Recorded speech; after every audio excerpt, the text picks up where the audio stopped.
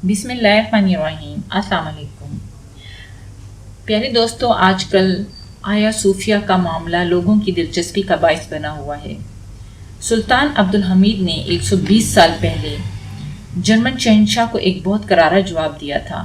German شہنشاہ William دوم نے یہ کہا تھا کہ آیا صوفیہ کو جو بھی عیسائی اسلام کے مرکز بنا ہوا دیکھتا ہے، بطور مسجد دیکھتا ہے، تو اس عیسائی کا دل زخمی ہو جاتا ہے۔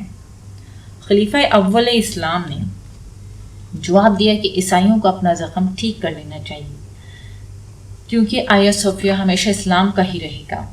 اور کچھ دنوں پہلے ہی سلطان عبدالحمید کے حقیقی وارث ترکی صدر طبیب اردگان نے آیا صوفیہ کو دوبارہ مسجد میں تبدیل کر کے اپنا فرض ادا کر دیا۔ سلطان عبدالحمید اپنی آخری سانس تک لڑا، لیکن نتیجہ کچھ دل برداشتہ رہا۔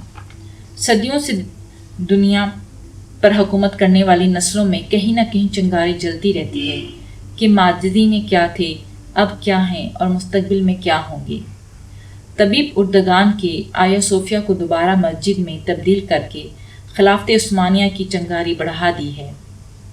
2023 میں جو معاہدہ ختم ہونے جا رہا ہے، جس سے ترکی خود مختار اور آزاد ملک بن جائے گا، یہ اس کی بدلتی ہوئی شکلیں نظر آ رہی ہیں۔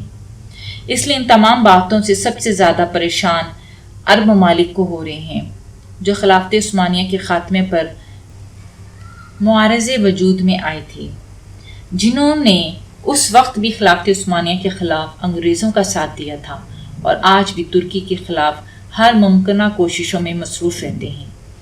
آج یہودی مسجد اقصیٰ کو شہید کرانے، وہاں اپنا تیسرا ٹیمپل بنانے کی تیاریوں میں مصروف ہیں اور اس منصوبے پر کام کر رہے ہیں کہ تیسرا ٹیمپل بنتے ہی مسلمانوں کے دلوں سے اسلام کی محبت ختم کر دیں گے۔ یہ ان کا مقصد ہے اور اس کام میں سعودیوں نے بھی ان کا ساتھ دیا۔ پہلے خانہ کعبہ کا طواف رکا اور اس سال 2020 میں حج پر بھی پابندی لگا دی گئی ہے، جس کے بعد سعودی حکومت نے بھی اعلان کیا ہے کہ اس سال 10,000 لوگ ہی حج ادا کر سکیں گے اور خلاف ورزی کرنے والوں کو سخت سے سخت جرمانے کا سامنا کرنا پڑے گا۔ یہ وہ تمام منصوبے ہیں جو یہودی مسلمانوں کے خلاف چلا رہے ہیں۔ ایسے میں آیا صوفیہ مسجد بنانے پر ان لوگوں کو برداشت نہیں ہو رہا، کیونکہ اس اقدام سے مسلمانوں میں ایک جذبہ پیدا ہوا ہے اور مسلمانوں میں یکجہتی پیدا ہوئی ہے۔ اتات ترک نے 1935 میں اسے میوزیم میں تبدیل کیا تھا، جو اب ترک صدر طبیب اردگان نے اس کو مسجد کا دوبارہ درجہ دے دیا۔ آیا صوفیہ سلطان فتح کے فرمان کے مطابق مسجد ہوگی۔ استنبول میں واقع آیا صوفیہ کو مسجد کا درجہ دینے پر روس اور یونان نے تحفظات کا اظہار کیا ہے۔ استنبول میں کھڑی یہ عمارت اپنے اندر 1,500 پرانی تاریخ سموئے ہوئے ہیں۔ اس موقع پر طبیب اردگان نے بیان دیا کہ آیا صوفیہ کو مسجد بنانا مسجد اقصیٰ کو دوبارہ فتح کرنے کا پہلا اقدام ہے۔ اس تاریخی فیصلے سے جہاں عیسائیوں کو تکلیف ہوئی، اس سے کہیں زیادہ بعض مسلمان ممالک کو بھی تکلیف ہوئی، جو اس وقت افسوس کا اظہار کر رہے ہیں کہ اس چرچ کو جامع مسجد میں تبدیل کرنے کی کیا ضرورت تھی، اور اس کو تاریخی ورثے پر ایک حملہ تصور کیا جاتا ہے۔ ایسے لوگ اصل میں تاریخ کی اوراق سے علم ہیں، ان سے مسجد میں توحید کی صدائیں برداشت نہیں ہوتی۔ یہ دراصل وہی لوگ ہیں جن کو غرناطہ کی حقائق اور تاریخ یاد نہیں۔ میں تاریخ کے متعلق پیارے دوستوں آپ کو بتاتی چلوں کہ سن 1948 تک یہ اصول تھا کہ جو بھی کسی بھی علاقے کو فتح کرتا ہے تو وہ انسان مفتوحہ علاقے کا مالک بن جاتا ہے اور اس میں ہر قسم کے رد و عمل کو کیا جا سکتا ہے۔ اگر مسلمان فتح کرنے کے بعد چرچ کو مسجد بنا سکتے تھے، تو دوسری طرف عیسائی لوگوں نے بھی مسجدوں کو چرچ بنا لیا، اور یہ سب لوگ بھول گئے کہ آیا صوفیہ اس سے پہلے اسپین کی خوبصورت مسجد جو 1184 میں تعمیر کی گئی تھی، وہ 1248 میں اس جگہ پہ قبضہ کرنے کے بعد چرچ بنا دیا گیا تھا۔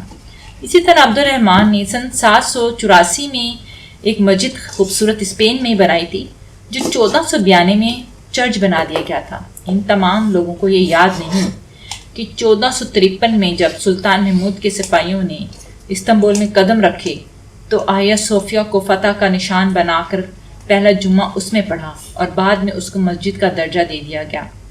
خلافت عثمانیہ کے خاتمے کے بعد اس کو اتا ترک نے مغربی طاقتوں کی خوشی کے لیے میوزیم میں تبدیل کر دیا۔ سلطان محمود فاتح نے جب قسطنطنیہ فتح کیا تو وہاں کے مقامی عیسائی آبادی بھاگ کر اس چرچ میں پہنچ گئے۔ ان کا خیال تھا ایسا کرنے سے مسلمان فتح نہیں ہوں گے، لیکن حقیقت اس کے برعکس تھی۔